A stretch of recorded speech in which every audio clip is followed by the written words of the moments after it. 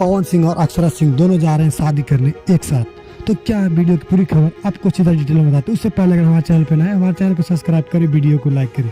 चलिए आपको video detail में बता दे पवन सिंह और अक्षरा सिंह की एक सबसे बड़ी खबर निकल के रही। जी हाँ दोस्तों, अक्षरा सिंह और पवन सिंह जो कि दोनों एक साथ शादी करने जा रहे हैं।